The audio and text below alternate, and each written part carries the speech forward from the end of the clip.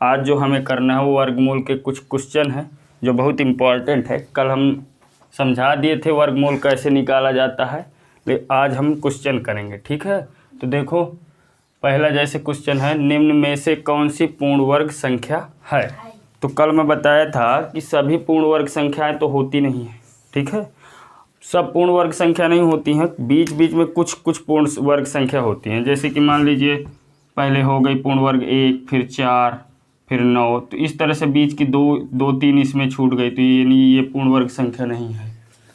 फिर उसके बाद 5, 6, 7, 8 ये सब पूर्ण वर्ग नहीं है। तो पूर्ण वर्ग संख्या हमें चेक करना है। अब हम कैसे चेक करें, 4 ऑप्शन हैं कि कौन सी पूर्ण वर्ग संख्या। ठीक है, तो ध्यान से देखना। मेन चीज़ ये है कि हमें पता नहीं होता कि पूर्ण वर्ग संख्या कैसे चेक करें, तो हम क्या करते हैं कि सभी का वर्गमूल निकालने लगते हैं। और सबका अगर वर्गमूल निकालेंगे तो बहुत समय लगेगा, और समय अगर बहुत ज़्यादा लग रहा है इस छोटे से सवाल में तो फिर बेकार है। इसलिए हम क्या करेंगे कि हमें पता है, यहाँ समझना, पूर्ण वर्ग संख्या अगर हमें यहाँ देखें ध्यान से तो देखो किसी भी संख्या में लास्ट में या तो इकाई के अंक में या तो 1 हो सकता है, इकाई के अंक की बात कर रहे हैं। ठीक है, या तो 2 या 3 या 4 या फिर 5 या 6 या 7 या फिर 8 या 9, यही तो हो सकते हैं। या तो 0 हो सकता है, हो गया किसी भी संख्या की इकाई के अंक में, है ना, इतना ही तो होगा। मान लो जैसे कोई संख्या बड़ी संख्या, मान लीजिए ये तो 3 है ना इसकी इकाई में, है ना। तो अब हमें समझना है कि इकाई के अंक को हम देख के बता सकते हैं कि इसका वर्ग, ये पूर्ण वर्ग संख्या होगी कि नहीं होगी। ठीक है, तो देखो 0 का वर्ग क्या होगा 0, 1 का वर्ग क्या होगा 1, 2 का वर्ग 4, 3 का वर्ग 9, 4 का वर्ग 16, 5 का वर्ग 25, 6 का वर्ग 36, 7 का 49, 8 का 64 और 9 का 81। तो ध्यान से देखना, शांत रहना। जिस संख्या के अंत में 0 होगा, है ना, यानी इकाई के अंक में अगर 0 है तो हम एक बार सोचेंगे कि हाँ ये पूर्ण वर्ग हो सकती है। ठीक है, फिर 1 अगर होगा तो भी सोचेंगे कि हाँ ये पूर्ण वर्ग हो सकती है। ठीक है, और दो में अगर 2 के लिए सोचेंगे तो भी हो सकता है। 4 अगर किसी संख्या के अंत में 4 है तो हम समझ सकते हैं कि ये भी पूर्ण वर्ग हो सकती है, बाद में चेक करेंगे। ठीक है, ये जरूर नहीं कि 4 है अगर अंत में, इकाई के अंत में, तो पूर्ण वर्ग होगी ही।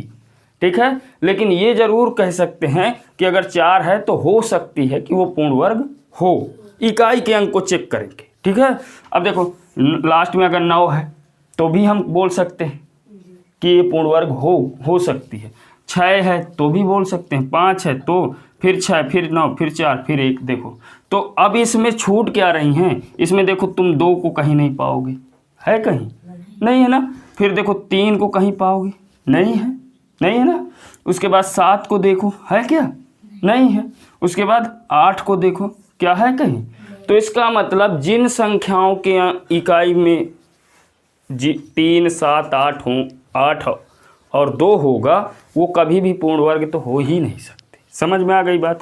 तो इसमें से हम डायरेक्टली समझ सकते हैं, जैसे इसमें 7 है लास्ट में, है ना 7, तो ये पूर्ण वर्ग हो ही नहीं सकती, क्योंकि 2, 3, 7, 8 जिसके इकाई के अंक में है ना वो कभी पूर्ण वर्ग होगी ही नहीं। तुम उसका वर्गमूल निकालो चाहे ना निकालो, ठीक है, वो पूर्ण वर्ग हो ही नहीं सकती।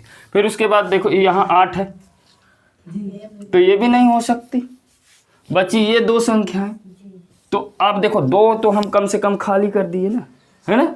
2 का तो अब हमें पूर्ण वर्ग नहीं, वर्गमूल नहीं निकालना पड़ेगा ना। अब 2 बची हैं, 2 का जल्दी पूर्ण वर्गमूल निकाल लो और चेक कर लो कि कौन सी है। ठीक है, अगर चारों का निकालते तो बहुत समय लगता कि नहीं। तो समझ गए।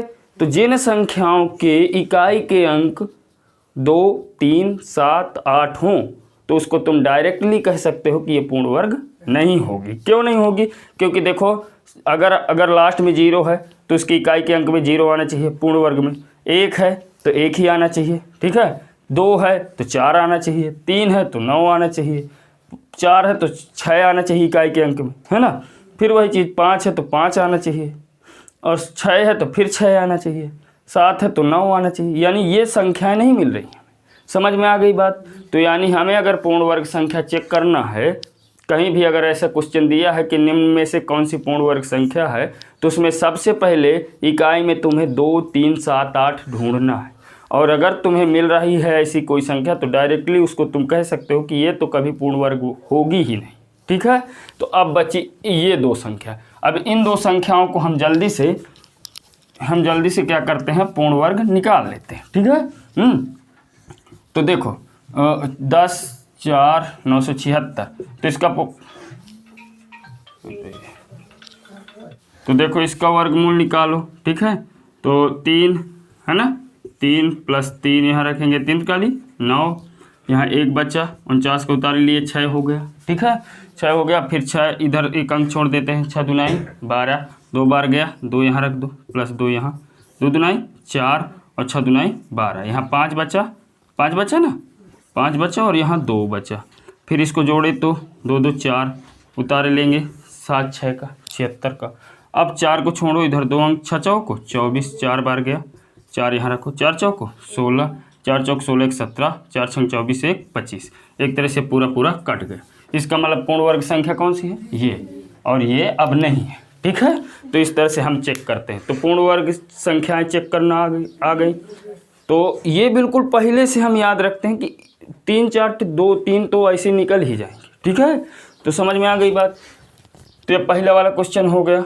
ठीक है, उसके बाद अब हम दूसरा क्वेश्चन देखते हैं। दूसरा क्या है, 1728 में किस छोटी से छोटी संख्या का गुणा करें कि प्राप्त संख्या पूर्ण वर्ग हो जाए। तो जब भी गुणा करें या भाग करें वाली बात आए, ठीक है, जैसे इसने कहा 1728 में किस छोटी से छोटी संख्या का गुणा करें, है ना। तो जब भी गुणा या भाग करने वाली बात आए कि पूर्ण वर्ग बनाना, तब हम किस विधि से करते हैं, गुणनखंड विधि से। ठीक है, तो हमें गुणनखंड विधि से वर्गमूल करना पड़ेगा। तो गुणनखंड विधि से वर्गमूल इसका करो। जब भी गुणा और भाग के लिए कहेगा, जैसे इसमें कहा है किस संख्या का गुणा करें, ठीक है, या कहता किस संख्या का भाग करें, तब हम भाग विधि नहीं लगाते हैं, तब क्या करते हैं, गुणनखंड विधि।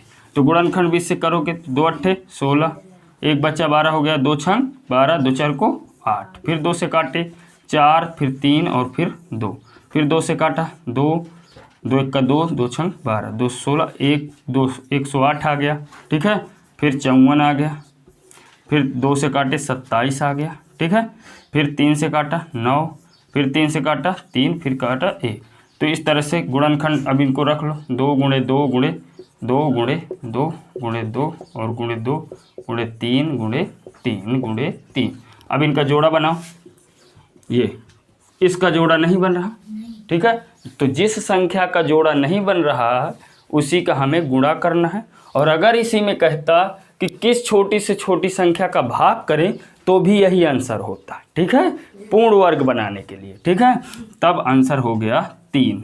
तो आंसर नंबर 3, यानी 3 है, तो इसमें कौन सा मिल रहा, डी नंबर, तो डी सही। ठीक है, तो इस तरह से ये हो गया। तो जब भी गुणा और भाग के लिए कहे तो हम कौन सी विधि करते हैं, गुणनखंड विधि। ठीक है, तो गुणनखंड विधि से करते हैं। अब चलो तीसरा क्वेश्चन देखते हैं। तीसरे में क्या कह रहा है, तीसरे में कह रहा है √2/3 का मान ज्ञात करो। ठीक है, और दशमलव में हमें ज्ञात करना है। तो सबसे पहले हम क्या करेंगे, 2/3 को दशमलव में बदल लेंगे। ठीक है, तो हमेशा हमें पता है कि दशमलव भिन्न में साधारण भिन्न को बदलने के लिए अंश को भाज्य बनाते हैं और हर को भाजक बनाते हैं। तो 3 यहाँ रखेंगे। अब भाग तो जाएगा नहीं, तो 0 भाग निकाला 2, फिर दशमलव लगा लिए, तो यहाँ 0 बढ़ा लिए, 3 छंग 18, 2 बच्चा, दशमलव लगा है 0 हो गया, 3 छंग 18, फिर 2 बच्चा, फिर 0 बढ़ा लिए, 3 छंग 18। इसका मतलब हमें 0.66666 ही आएगा। ठीक है, लास्ट तक अनंत तक आएगा। तो अब ये समझना है कि ऑप्शन में चलो और देखो, तो ऑप्शन 3 अंकों तक दिया गया है। कितने अंकों तक दिया गया है, 3 अंकों तक। ठीक है, तो अभी तुम लोग इसको ना आंसर मार देना। ठीक है, कि तुम पा गए बस हो गया। अभी हमें इसका वर्गमूल भी निकालना है। ठीक है, क्योंकि अंडर रूट लगा है। अभी तो हम सिर्फ 2/3 का मान निकाले। तो अब हम क्या करेंगे कि हमें 3 अंकों तक निकालना है। इसका मतलब हमें 3 जोड़ा बनाना है। जो 0.66 एक जोड़ा बन गया, फिर 0.66 एक जोड़ा बन गया, ये 3 जोड़ा बना लिए। अब हम इसका भाग विधि से वर्गमूल करेंगे। ठीक है, तो यहाँ सबसे पहले 0 दशमलव लगा लो, ठीक है। अब 66 में मतलब 1 से 9 तक की संख्याओं में ऐसी कौन सी संख्या है जिसका वर्ग 66 है या तो 66 से कम है? तो 8 का है, तो यहाँ 8 रखें, फिर 8 रखें, प्लस का 8 रखें, 8 64, यहाँ 2 बच्चा, यहाँ 16 हो गया। फिर हम क्या करेंगे, इस 66 को पूरा उतार लेंगे। तो अब इधर का एक अंक छोड़ दो, 16 का पहाड़ 26 में पढ़ो तो एक ही बार जाएगा, तो एक यहाँ और प्लस एक यहाँ, तो 161 ही हुआ। फिर 5 बचा, 0 हुआ और 1 हुआ, ये हो गया 162। अब उतार लेंगे 6 का। फिर देखो इधर का एक अंक, इधर का 2 अंक, 16 छक्के 96, तो 6 बार जाएगा, 6 छंग 36, 6 दूनाई 12, 12 6, 12 3 15 और 16 छक्का 96, 96 97। तो अब हमसे कटने वटने से मतलब नहीं है, हम 3 अंकों तक निकाल लिए हैं, कटे चाहे न कटे आंसर हमारा यही होगा, ठीक है। तो इसका मतलब समझ में आया ये चीज़। तो सबसे पहले हमें 2/3 को दशमलव भिन्न में बदलना है, फिर उसके बाद उसका वर्गमूल निकालना है दशमलव के 3 स्थानों तक, ठीक है। तो समझ में आई चीज़ें। तीसरा वाला हो गया, तीसरे वाले का दूसरा सही है, ठीक है। अब अगला 6 अंकों की छोटी से छोटी पूर्ण वर्ग संख्या। तो 6 अंकों की छोटी से छोटी पूर्ण वर्ग संख्या, तो सबसे पहले तो हमें ये जानना है कि भाई 6 अंकों की छोटी से छोटी संख्या क्या होती है। तो 6 अंकों की छोटी से छोटी संख्या 1 लाख होती है। कितनी होती है? 1 लाख। 1 लाख होती है। अब हमें पूर्ण वर्ग संख्या निकालना, तो क्या ज़रूरी है कि ये पूर्ण वर्ग हो? नहीं है। तो हम इसको क्या करेंगे, चेक करेंगे, इसका वर्गमूल निकालेंगे, ठीक है। तो इसका वर्गमूल निकालेंगे, देखते हैं, ठीक है। तो सबसे पहले 3 यहाँ रखे, प्लस का 3 यहाँ, फिर यहाँ 3 निकाली 9, 1 बचा, 3 3 6 हुआ, 2 0 बढ़ा लिए। 6 का पहाड़ा पढ़ो, 10 से ज़्यादा एक ही बार जाएगा, प्लस 1 61 हुआ, 39 यहाँ आएगा, ठीक है। फिर 1 1 2 हुआ और 2 यहाँ, फिर 2 लास्ट के 0 बचे, उनको भी उतार लो। अब 2 को छोड़ो, 2 0 छोड़ो, 6 छंग 36, 6 बार जा रहा है, तो 6 बार जा रहा है, 6 छंग 36, 6 दूनी 12 3 15, 6 छंग 36 1 37, ठीक है। तो इस तरह से ये पूर्ण वर्ग संख्या नहीं है। अब हमें पूर्ण वर्ग संख्या निकालना है। तो देखो हमें पता है कि 1 लाख में अगर हम 1 भी घटा देते हैं ना, तो 5 अंकों की संख्या आ जाएगी कि नहीं? तो हमें क्या करना है, कुछ ना कुछ इसमें जोड़ना ही पड़ेगा, है ना। तो जोड़ने वाला जो नियम होता है वो क्या होता है कि जैसे यहाँ 6 बार गया है, ठीक है, तो हम एक बार बढ़ा के ले जाएंगे, यानी 627, यानी 6 की जगह हम क्या रख दिए 7, और फिर 7 का गुणा, ठीक है। तो 7 7 49 के 9, 7 दूनी 14 और 4 18 और 7 छंग 42, 42 1 43। अब इसको घटा दो और 39 को यहाँ घटा दो, ठीक है। तो कितना बचा, 9 8 और 4, 489 आया। और इसी को हम 1 लाख में जोड़ देंगे, ठीक है। 1 लाख में 489 को जोड़ देंगे, क्योंकि जोड़ने से ही 6 अंक की संख्या मिलेगी, घटाने से नहीं मिलेगी। तो 1,04,89, और ये कहाँ पर है, पहले वाले ऑप्शन में, ठीक है। तो इस तरह से 6 अंकों की छोटी से छोटी पूर्ण वर्ग संख्या 1,04,89 आ गई। तो ये चौथे सवाल का पहला सही है। फिर उसके बाद इसमें हमें ये बताना है कि वर्गमूल में अंकों की संख्या ज्ञात करो, ठीक है। खोल दो थोड़ा सा, लास्ट टाइम को बता दो। वर्गमूल में अंकों की संख्या, उसको भी खोल, सही है, चलो रहने दो। वर्गमूल में अंकों की संख्या, तो वर्गमूल में अंकों की संख्या समझ लेना, बहुत इंपॉर्टेंट है। तुम उसको मत देखो, अपने को समझो, ठीक है।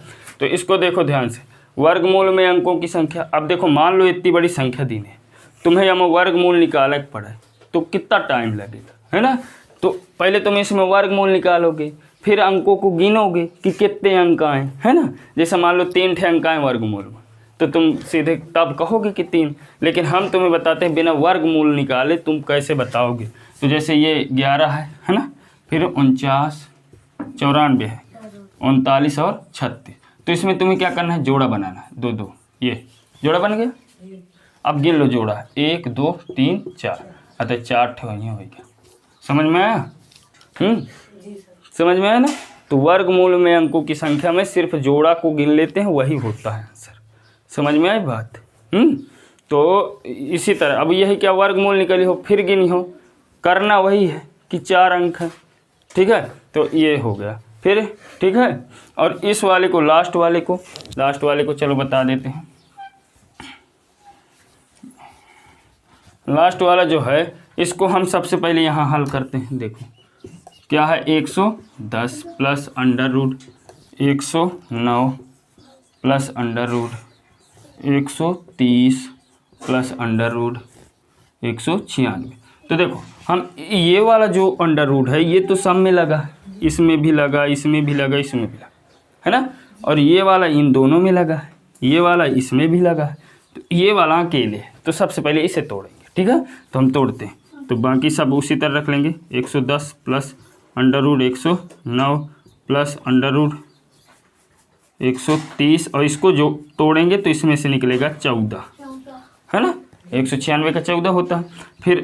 फिर देखो करो, 110 प्लस अंडर रूट 109 प्लस इसको जोड़ लेते हैं तो अंडर रूट 144 हो जाएगा। अब फिर से करो तो 110 प्लस अंडर रूट, अब इसको तोड़ लेंगे तो 109 प्लस 144 का 12 होता है। अब फिर इसको यहाँ लाते हैं तो 110 प्लस 12 9 21 121, 110 प्लस 11 बराबर अंडर रूट 121 बराबर 11 आंसर। समझ में आया। तो 11 होगा इसका, ठीक है। तो चलो ठीक है।